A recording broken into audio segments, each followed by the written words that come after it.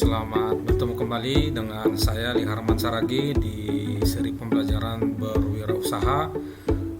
Saat ini kita akan mencoba untuk berdiskusi tentang tahapan dalam menyusun studi kelayakan usaha dalam berwirausaha. Baik, ini akan melanjutkan pembelajaran kita pada pertemuan selanjutnya yang sudah membahas aspek keuangan, aspek pemasaran, kemudian aspek sumber daya manusia. Baik, kembali ke materi yang ada di tampilan ini, di slide ini bisa kita lihat bahwa kita berada pada kondisi untuk melakukan usaha, kemudian kita bisa melihat di sini bahwa kita harus melihat apakah usaha kita ada atau tidak, kalau belum ada sebaiknya kita mau melakukan studi kelayakan usaha atau studi kelayakan bisnis. Namun kalau sudah ada, kita akan masuk ke sini, kita akan melakukan pengelolaan dengan baik di dalam berwirausaha. Nah, apakah kita perlu untuk melakukan studi kelayakan usaha atau studi kelayakan bisnis? Nah, yang perlu kita perhatikan di sini kita harus melihat skop usaha kita dulu. Yang pertama, apakah kita bermain di usaha mikro yang paling tidak ada 10 tenaga kerjanya maksimal, kemudian apakah kita bermain di usaha kecil atau kita bermain di usaha menengah. Nah, kembali ke pertemuan-pertemuan sebelumnya bahwa memang untuk melakukan studi kelayakan usaha itu akan sedikit membuat banyak pelajaran atau banyak pemahaman. Namun jangan begitu terpatok dengan ini, terutama untuk memulai dengan usaha-usaha mikro. Nah, tapi pun kalau misalnya ke depannya kalau mau tetap harus biar usahanya bisa berjalan dengan baik, maka sebaiknya dan seharusnya harus menggunakan studi kelayakan usaha. Nah, ini ada anak panah ke atas ini kalau dia misalnya semakin besar tentu akan memberikan berbagai banyak resiko. Nah, paling tidak dia harus melakukan studi kelayakan usaha. Nah, kenapa perlu kita belajar tentang perencanaan usaha ataupun studi kelayakan usaha? Di sini disebutkan beberapa bahwa perencanaan bisnis tidak selamanya menjamin sebuah kesuksesan.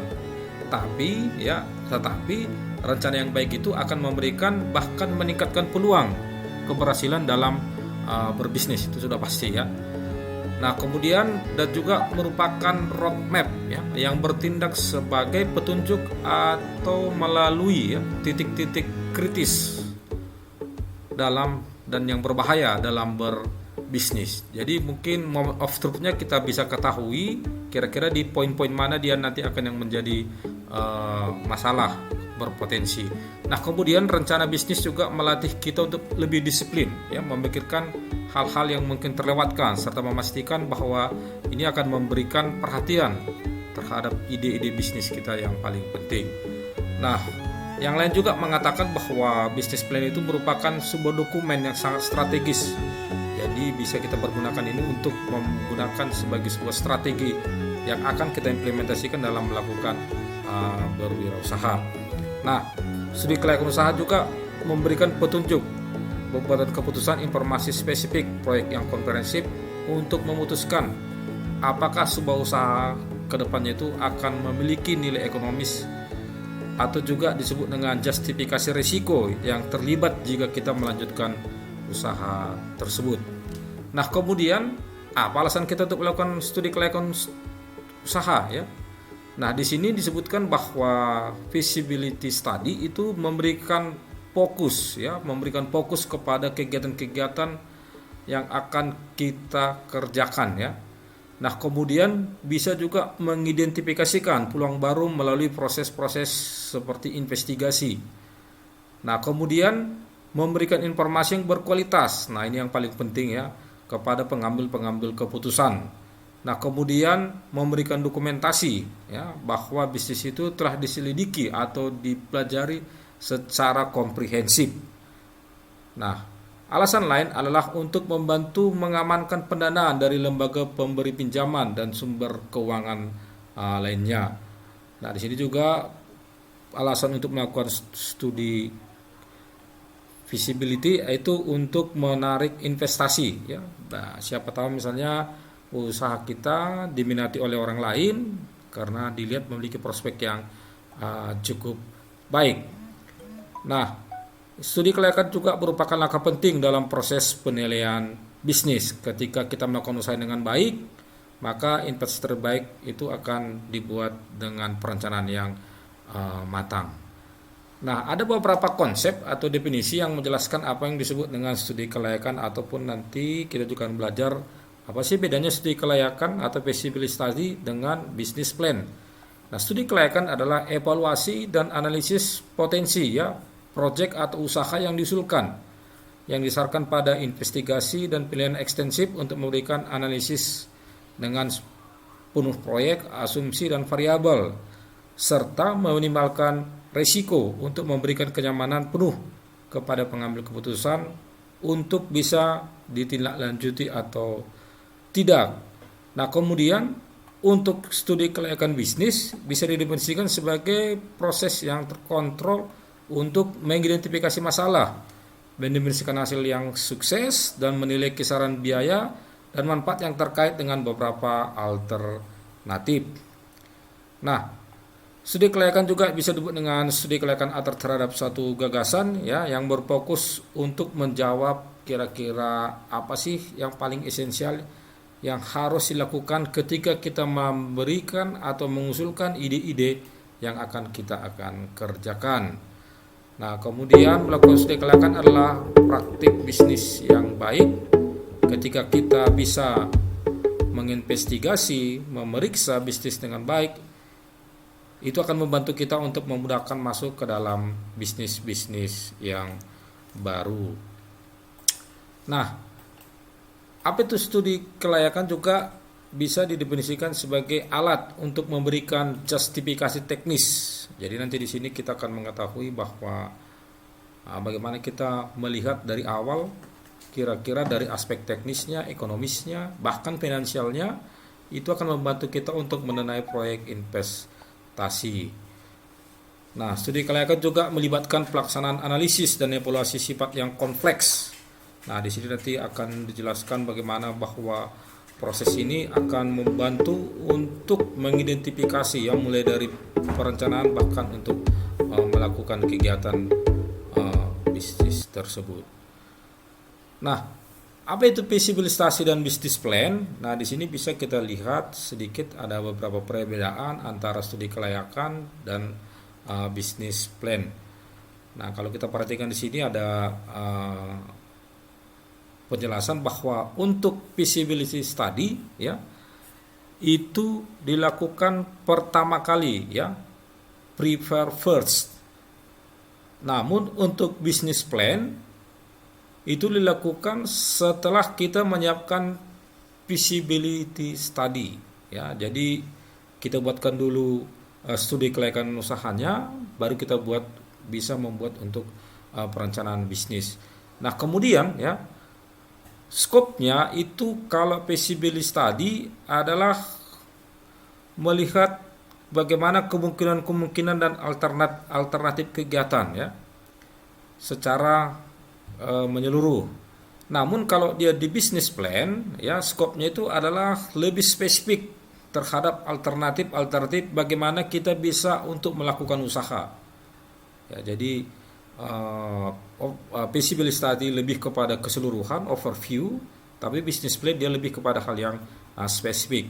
Nah, kemudian perbedaan yang ketiga itu adalah untuk feasibility study ya, dia membutuhkan kerangka daripada struktur usaha ya. Kemudian bagaimana keuangannya, kemudian perangkat-perangkat lain, analisis pasar, analisis industri, dan analisis yang lain yang bisa membantu untuk mewujudkan usaha tersebut. Namun untuk dia business plan itu adalah struktur bisnis yang lebih detail ya, bagaimana perencanaan produksi, bagaimana tujuan yang lebih spesifik, bagaimana keadaan karyawannya, bagaimana kebutuhan produksi dan yang lainnya. Jadi kalau bisa kita lihat di sini bahwa memang sebaiknya untuk membuka usaha itu lebih bagus dulu feasibility study. Nah, ketika kemudian kita sudah bisa menganalisis dengan baik apa potensi dan keuntungan, risiko, baru kita lanjut ke perencanaan bisnis. Nah, kembali ke feasibility study tadi ya, kita mengacu kepada sebuah konsep yang sudah diterbitkan di artikel seperti di sini. Yang pertama, bahwa dalam membuat feasibility study yang dibutuhkan itu adalah latar belakang introduction. Nah, introduction ini ya memberikan sebuah alasan ya apa kira-kira yang menjadi wilayah atau skop daripada perencanaan usaha kita, kemudian kita membuat apa tujuannya dan bagaimana kita menggunakan usaha tersebut, kemudian menganalisis apa peluangnya ya, kemudian menjelaskan kepada orang yang akan membaca feasibility study kita, kira-kira inilah poin-poin yang paling penting sehingga saya akan melakukan kegiatan usaha tersebut. Nah, kemudian poin yang selanjutnya ada disebut dengan executive summary-nya. Kira-kira ini menjelaskan bagaimana keseluruhan gitu ya, keseluruhan daripada feasibility study ya. Kemudian ini sangat penting ya, karena ini akan menunjukkan bahwa inilah kerangka kerja yang saya akan lakukan kalau saya melakukan usaha tersebut ya. Jadi memang betul-betul dia kalau dalam artikel itu seperti abstraknya lah. Jadi inilah kegiatan kedepannya. Nah, kemudian ada disebut juga dengan background information ya. Di sini dia dalam seksi ini menjelaskan bagaimana keterkaitan informasi-informasi yang berhubungan dengan organisasi ya, kemudian juga bagaimana dengan berhubungan dengan sumber daya manusia, bagaimana berhubungan dengan lokasi usaha ya, apakah di dalam negeri atau luar negeri atau lokal atau jauh dari kediaman kita dan seterusnya. Nah, kemudian poin selanjutnya yang paling penting itu disebut dengan analisis feasibility study ya. Di sini banyak item-item. Nanti akan pertemuan selanjutnya kita akan membahas ini, yaitu yang pertama technical feasibility ya, secara teknis kita juga harus membahas. Kemudian harus disebut dengan organizational struktur atau manajemen feasibility ya. Ini nanti mencakup kepada seluruh aspek sumber daya manusia dan lain-lain. Kemudian kita juga menganalisis pasar, kemudian menganalisis pembiayaan atau menganalisis di bidang keuangan. Nah, kemudian di poin terakhir dia bahwa yang selanjutnya itu adalah apa yang menjadi kesimpulan dan kemudian rekomendasi ya. Ketika kita sudah memasukkan feasibility study, maka ini usaha ini layak untuk dilanjutkan atau misalnya dia tidak layak untuk dilanjutkan. Nah, ini merupakan rekomendasi akhir daripada feasibility study. Nah, ketika kita sudah buat studi kelayakannya, maka kita akan membuat perencanaan usahanya yang lebih komplit. Nah, kemudian kalau misalnya kita perhatikan tadi ya, untuk feasibility study dengan menggunakan analisis project cost dan financial analysis. Nah, di sini kita bisa melihat bahwa berapa sih biaya yang dipergunakan ya untuk melanjutkan kegiatan tersebut. Nah, di sini ada dua hal yang penting yang kita pergunakan untuk menganalisis itu. Yang pertama, definisikan proyek dengan jelas ya, termasuk ketika kita memulai bisnis tersebut.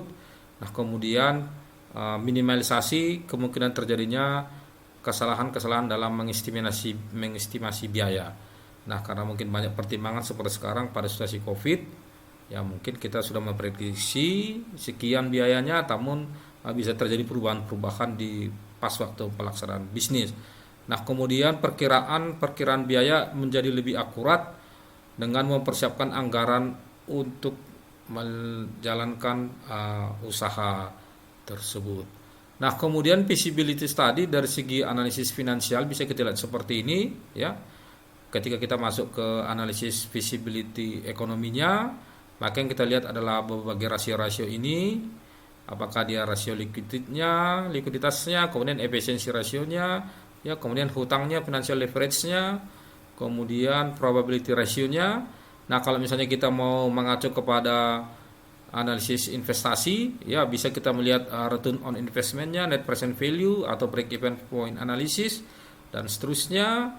Nah, kemudian kalau kita misalnya menganalisis dari segi sensitivitas project-nya, apakah bisa kita melihat dari analisis project penjualan ya, sensitivitasnya, kemudian analisis kepada sensitivitas biaya proyeknya. Nah, ini financial analisisnya. Nah, mungkin bisa juga kita perhatikan di sini ya, kalau misalnya kita berpatok kepada projection sensitivity analysis, maka bisa kita lihat tiga hal. Yang pertama bahwa project schedule ya, kemudian kita bisa melakukan investigasi dalam kemungkinan terjadi misalnya keterlambatan ya atau sumber yang terbatas, dan bagaimana solusi untuk mengatasi akibat daripada permasalahan-permasalahan dalam sumber daya.